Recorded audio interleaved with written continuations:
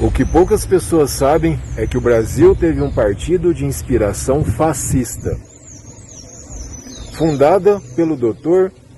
Plínio Salgado, o mesmo autor do livro O Estrangeiro. Eu sou o professor Fabrício e estou aqui na Praça São João de Monte Aprazível para contar um pouquinho dessa história. O mais interessante é que esse partido fascista, chamado Ação Integralista Brasileira, tinha algumas características. Seus integrantes defendiam um partido único para o Brasil, com um chefe único, defendiam os interesses da nação acima dos interesses do indivíduo, defendiam o uso da censura aos meios de comunicação e da violência, principalmente contra os comunistas. Quando um integralista se encontrava com outro, eles se saudavam, usando uma expressão em tupi chamada Anauê, e levantavam o braço direito, estendiam, bem parecido com os nazistas. Seus integrantes usavam camisas verdes com gravata preta. Por isso eram chamados de camisas verdes. Mas de acordo com os seus opositores, eram os galinhas verdes. E esse partido foi fundado no ano de 1932, durante o governo de Getúlio Vargas. O interessante é que tudo ocorre durante a Era Vargas, né? Agora dá uma olhadinha aqui, vamos descobrir o lema desse partido. Tá aqui. O lema era Deus, Pátria e Família. E as bandeiras que eles usavam tinham um símbolo, uma letra grega chamada sigma. Bom, a polêmica dessa história é que existem jornalistas, historiadores, que dizem que o integralismo nasceu em Monte Aprazível. E agora eu quero chamar alguns repórteres para tirar essa dúvida. Os repórteres são o Iago, o Tiago e o Emanuel, que vão falar um pouquinho para vocês se o integralismo realmente nasceu em Monte Aprazível. Olá, hoje falaremos sobre a importante participação do município de Monte Aprazível na história do integralismo no Brasil. Meu nome é Tiago e estou aqui com o Iago Emanuel, que estudamos no 9º ano do Colégio Dom Bosco. Bom, antes de qualquer coisa, integralismo é a versão brasileira do famoso regime fascista, que se instaurou na Itália entre os anos da década de 1920. Esse regime, o fascista, tomou proporções internacionais e vários países o adotaram como modo de governo, e no Brasil não foi diferente. O fascismo se destacava pelo declarado anticomunismo e pelo fortíssimo nacionalismo, características também presentes nos integralistas.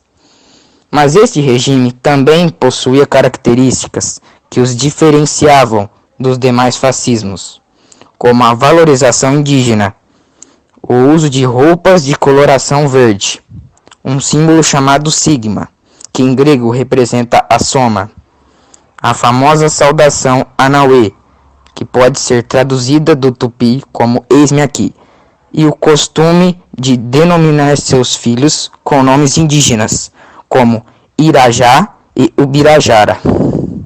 Depois dessa explicação, vamos para o assunto que os trouxeram para o vídeo. Em 1921, Monte Aprazível recebeu a visita de Plínio Salgado, que durante sua estadia escreveu os primeiros parágrafos de um livro denominado O Estrangeiro, documento que continha toda a base das ideias que dariam origem ao integralismo. Com a criação da AIB, Ação Integralista Brasileira, o regime ganhou muita força no Brasil e, consequentemente, no interior de São Paulo. Em 1936, o integralismo já era tão forte na nossa região que foi criada uma chapa chamada o integralismo contra o aumento dos impostos, que receberam muitos votos, mas perderam as eleições para o vereador do Partido Constitucionalista, João Filardi, que era o mais popular da época, por 7 votos. Porém, toda esta popularidade dos integralistas começou a ir por água abaixo com a ascensão de Getúlio Vargas, presidente que inaugurou um regime ditador que volta e meia torturava integralistas, como Melim Mussi, um riopretense que foi preso e torturado pelo governo dessa época. Depois da redemocratização do Brasil, em 1945, Plínio Salgado inaugurou o Partido de Representação Popular, ou PRP, fato que fez com que o integralismo na nossa região ganhasse força novamente.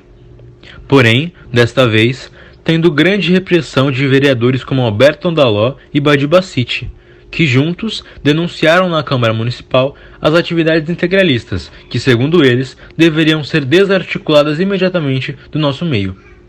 Mas o integralismo deu a volta por cima e nas eleições seguintes, em 51, elegeram Orvásio Rossi Tancredi, que manteve o integralismo no poder até 68, juntamente com Raul Tayur e Antônio Damas. Agora, eu vou falar uma coisa que você pode observar em Monte Aprazível até hoje. Em 20 de janeiro de 96, seria comemorado o centenário do nascimento de Plínio Salgado. Para comemorar esse fato, os integralistas da região se reuniram na Praça da Matriz de Monte Aprazível para erguer um monumento para esse ídolo nacional. E lá foi construído um obelisco e uma placa com a foto de Plínio Salgado. Essa iniciativa foi majoritariamente dos principais integralistas da região, juntamente com o padre José Viana Arraes, o prefeito de Monte Aprazível na época. Mais tarde, Hélio Pellegrini, que era um dos amigos de Salgado, afirmou com todas as palavras que o integralismo foi sim criado naquela visita em 21 a Monte Aprazível, e a região do interior de São Paulo teve grande influência na vida dessa figura muito importante para o integralismo brasileiro. Antes de finalizarmos o vídeo, é importantíssimo ressaltar que o integralismo, como o fascismo original, foi um regime antidemocrático e opressor das minorias e que, apesar de Monte Aprazível ser vinculado a este fato histórico, pelo bem de nossos direitos, devemos repudiar essa organização política que fez parte da história do Brasil. E esse foi o vídeo. Se você gostou, deixe seu like e se inscreva no canal do Professor Fabrício para apoiar a produção de conhecimento. Até mais.